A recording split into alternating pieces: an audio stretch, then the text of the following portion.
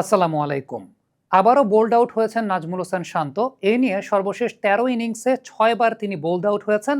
৫ বার pace বোলারদের বলে, ১ বার স্পিনারদের বলে। একই প্যাটার্নে আউট যখন একজন ব্যাটসম্যান বারংবার হচ্ছেন, তখন একটা বিষয় বলে দেয়াই যায়, সেটা হচ্ছে বড় ধরনের টেকনিক্যাল জটিলতায় নাজমুল শান্ত ভুগছেন, যেটা হয়তোবা নিজে রিয়েলাইজ করতে পারছেন না। দর্শক, এই পার্টিকুলার ব্যাপারটা নিয়ে এই সিরিজ শুরুর আগে আমরা একটা অ্যানালাইসিস করেছিলাম। হয়তোবা সে সময়টায় ক্রিকেটীয় রাজনৈতিক ব্যাপার নিয়ে অনেক বেশি মাত্রায় আলোচনা হয়েছে, যে কারণে অনেকের চোখে পড়ে নাই। ব্যাপারটা নিয়ে আরেকবার একটু ক্ল্যারিফাই করতে চাই।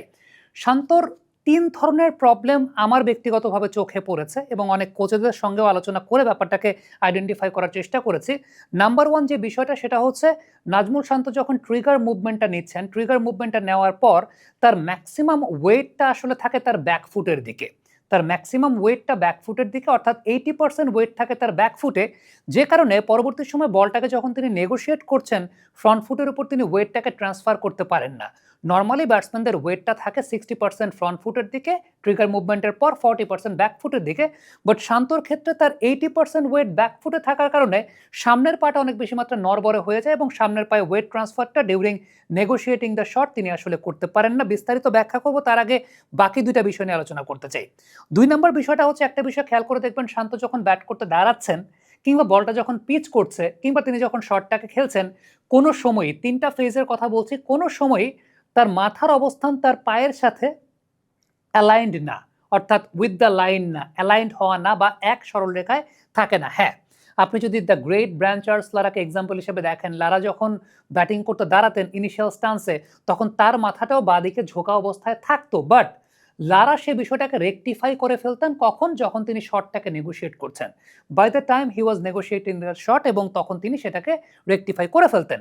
ইভেন আপনি যদি চিন্তা করে দেখেন, তাহলে সাই সুদর্শন বর্তমান সময়ে, তাকেও দেখবেন যে তিনিও কিন্তু একটু বাঁদিকে ঝুঁকে থাকেন।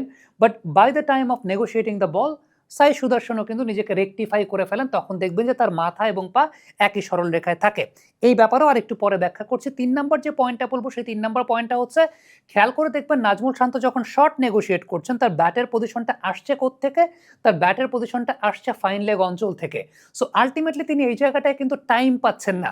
যখন একটু জোরে বল হচ্ছে, ইনকামিং বল হচ্ছে, সেই বলগুলোর এগেইনস্টে নেগোশিয়েট করার সময় তিনি টাইম পাচ্ছেন না, অর্থাৎ তার রিঅ্যাকশন টাইমটা অনেক শর্ট হয়ে যাচ্ছে। এবারে এই ৩টা বিষয়কে কোলাবোরেটিভ ভাবে একটু ব্যাখ্যা করতে চাই। আমি ২ নাম্বার পয়েন্টটা দিয়ে শুরু করি, কারণ ২ নাম্বার পয়েন্টের সঙ্গে ১ নাম্বার পয়েন্টটা রিলেটেড। এবং সত্যি কথা বলতে ১ নাম্বার যে পয়েন্টটার কথা আমি বলছিলাম, যেটা হচ্ছে মূলত তিনি ওয়েট ট্রান্সফারটা ওই ব্যাকফুটের উপরে 80% রাখেন, এটাই আসলে মূল কারণ নাজমুল শান্তর এরকম বোল্ড হওয়ার পেছনে। বাকি যে ব্যাপারগুলো, সেগুলোকেও রেকটিফাই করা যায়, বা সেগুলো থাকলেও যদি প্রথম ব্যাপারটা ঠিক থাকতো, তাহলে হয়তোবা তিনি এই জায়গাটা অনেক বেশি মাত্রায় সার্ভাইভ করে যেতে পারতেন। সো ২ নম্বর যে প্রবলেমটা, সেটা হচ্ছে, আপনি খেয়াল করে দেখবেন যে নাজমুল শান্ত যখন ব্যাট করতে দাঁড়াচ্ছেন, তার মাথা কিন্তু বাঁদিকে ঝোঁকা অলরেডি, অর্থাৎ তার পায়ের সঙ্গে মাথা কিন্তু অ্যালাইন্ড না। যখন বল পিচ করছে তখনও না, যখন তিনি শট খেলছেন তখনও না। এখন ঠিক এই জায়গাটাতে আমি কুমার সাঙ্গাকারের একটা ইন্টারভিউ দেখছিলাম, যেটা তিনি একটা মাস্টার ক্লাস ইন্টারভিউতে বলেছিলেন যে কুমার সাঙ্গাকার অলওয়েজ চেষ্টা করতেন যে by the time the bowler is releasing the ball, Kumar Sangakkara সবসময় চেষ্টা করতেন যে তার মাথা এবং পা যাতে এক সরল রেখায় বা অ্যালাইন্ড হয়ে যায়। সো এই ব্যাপারটা তিনি মেনটেন করার চেষ্টা করতেন সবসময়, এবং দ্যাট ইজ ভেরি ইম্পর্টেন্ট, যে কারণে কুমার সাঙ্গাকারা এই ব্যাপারটা বলেছেন। ম্যাথিউ হেডেনকে একটা বিষয় খেয়াল করে দেখবেন, ওই সময় যারা ক্রিকেট দেখেছেন, ম্যাথিউ হেডেন প্রায়ই সামনের দিকে এগিয়ে এসে খেলতেন। তিনি এগিয়ে এসে খেলতেন কেন? কারণ এগিয়ে এসে খেলতে গেলে ওই সময়টাতে তার মাথা এবং পা এক সরল রেখায় চলে আসতো, এবং এটাকেই তিনি মেনটেন করার চেষ্টা করতেন। দ্য গ্রেট ব্রায়ান চার্লস লারা, তার ক্ষেত্রে যে বিষয়টা উল্লেখযোগ্য, সেটা হচ্ছে ব্রায়ান চার্লস লারা কিন্তু দাঁড়াতেন তিনি একদম ঝুঁকে, কিন্তু by the time he was facing the ball, ওই সময় কিন্তু তার ফ্রন্ট ফুটের স্টেপটা দিয়ে ফেলার কারণে তার মাথা এবং পা কিন্তু এক সরল রেখা চলে আসতো। So this is the thing, যেটা আসলে আপনি মাথা এবং পাকে এক সরল রেখায় আনার জন্য আপনার ওয়েট ট্রান্সফারটা সামনের দিকে রাখাটা কিন্তু খুব গুরুত্বপূর্ণ, অর্থাৎ 60% ওয়েট আপনার সামনের দিকে থাকাটা খুব গুরুত্বপূর্ণ, যেটা নাজমুল শান্তর ক্ষেত্রে কিন্তু, আমরা যদি ওই ১ নম্বর পয়েন্টে ফেরত যাই, মানে ২ নম্বর পয়েন্টকে রেকটিফাই করার জন্য আপনার ১ নম্বর পয়েন্টটা অ্যাকুরেট হওয়াটা খুব জরুরি। এবং ওই জায়গাটাতেই নাজমুল শান্ত তার যখন ট্রিগার মুভমেন্টটা নিচ্ছেন, ওই ট্রিগার মুভমেন্টটা নেওয়ার পর তার ওয়েটটা 80% ওয়েটটাই ব্যাক ফুটের উপর থাকছে। So by the time he is facing the ball, তিনি কিন্তু ফ্রন্ট ফুটের উপর ওয়েট ট্রান্সফারটা করতে পারছেন না।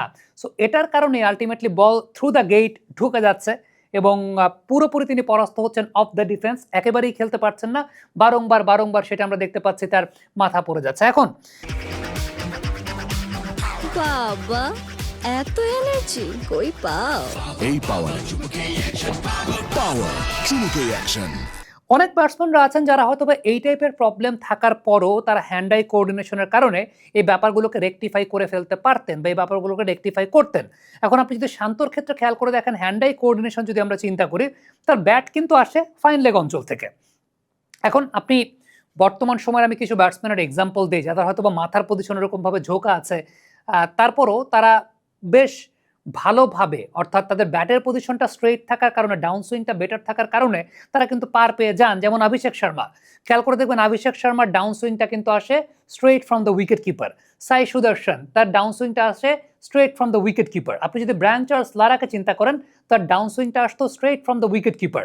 শান্তর ডাউন সুইংটা আসছে কোত্থেকে? শান্তর ডাউন সুইংটা আসছে ফাইন লেগ অঞ্চল থেকে। সো এই জায়গাটা কিন্তু that is reducing his reaction time, এবং এটা তাকে অনেক বেশি মাত্রায় ভোগাচ্ছে। এবং এটা, এই প্রবলেমটা কাদের হয়? যে সমস্ত ব্যাটসম্যানরা তাদের ওয়েস্ট হাইটের নিচে থেকে ব্যাট হোল্ড করে, সে সমস্ত ব্যাটসম্যানদের অটোমেটিক্যালি যে বিষয়টা দেখা যায় সেটা হচ্ছে ব্যাটের পজিশনটা কিন্তু ওই ফাইন লেগ বরাবর চলে যায়। সো এই জায়গাটা তারা স্ট্রাগল করে থাকেন। এখন অনেক একটা কথা বলবেন যে এত বেসিক রেখে কি আসলে ক্রিকেট খেলা হয়, বা ব্যাটসম্যানরা সবাই কি বেসিক রেখে ব্যাটিং করেন? হ্যাঁ, ব্যাটসম্যান যারাই সাকসেসফুল হয়েছেন তারা অন্তত কিছু না কিছু বেসিক ঠিক রেখে ব্যাটিং করেছেন দেখেই তারা কিন্তু সাকসেসফুল হয়েছেন।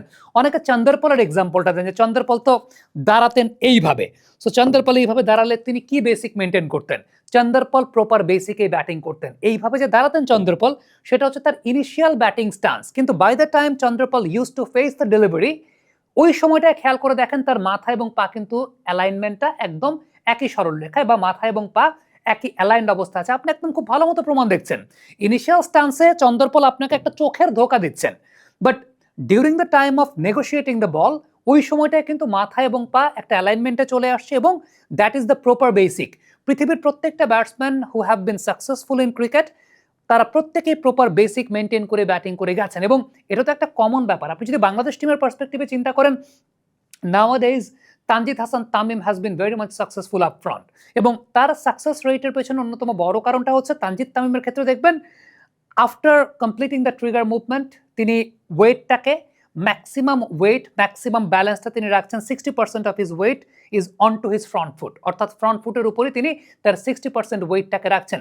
So I think that is going to be a very big lesson for the young cricketers যারা দেখছেন এই মুহূর্তে, যে আপনি যখন ট্রিগার মুভমেন্টটা নিচ্ছেন, after completing the trigger movement আপনি যদি আপনার ব্যাকফুটের উপর ম্যাক্সিমাম ওয়েটটাকে রাখেন, that really can hamper your batting. কারণটা হচ্ছে তখন থ্রু দ্য গেট ভেতরের দিকে ঢোকা যে বলগুলো আছে, সেই বলগুলোর এগেনস্টে নেগোশিয়েট করতে গেলে কিন্তু ইউর হেড মে ফল, আপনি ব্যালেন্সটাকে হারিয়ে ফেলতে পারেন, আপনি হয়তোবা কমফোর্টেবলি ওই ব্যাটিংটা নাও করতে পারেন যদি আপনার বাকি ফ্যাক্টরগুলো ঠিক না থাকে। এখন আপনার যখন এতগুলো ফ্যাক্টর একসঙ্গে আপনাকে একদম সাপোর্ট করছে না, ওই সময়টা কিন্তু এরকম বোল্ড হওয়ার পসিবিলিটিটা অনেকাংশে বেড়ে যায়। সো আমরা যদি এই অ্যানালাইসিসটাকে একটু সামারি করতে চাই, তাহলে আমার কাছে যেটা ব্যক্তিগতভাবে মনে হয় যে নাজমুল শান্তর সবচেয়ে বড় প্রবলেমের জায়গাটা আছে তিনি তার ওয়েটটাকে ব্যাকফুটের উপরই রাখছেন, এবং সেই ওয়েটটাকে ব্যাকফুটের উপর রাখার কারণে থ্রু দ্য গেট যে বলগুলো ভেতরের দিকে ঢুকছে এবং যাচ্ছে, অফ দ্য ডিফেন্স তিনি বিট হয়ে যাচ্ছেন, বোল্ড হচ্ছেন on maximum number of occasions, এবং out of 13 innings 6 of them has been bowled, এবং that is really a very big matter of concern. বিশেষ করে যখন 2027 ওয়ার্ল্ড কাপ সামনে আছে, you have quantity number of matches before that, আপনাকে qualify করতে হবে for the world cup directly. সব কিছু মিলিয়ে কিন্তু মানে you need to be at your best যখন আপনি এরকম একটা ক্রুশাল স্টেজে আছেন। কমেন্ট বক্সে আপনাদের মন্তব্য, মতামত জানতে চাই, লিখে পাঠাবেন।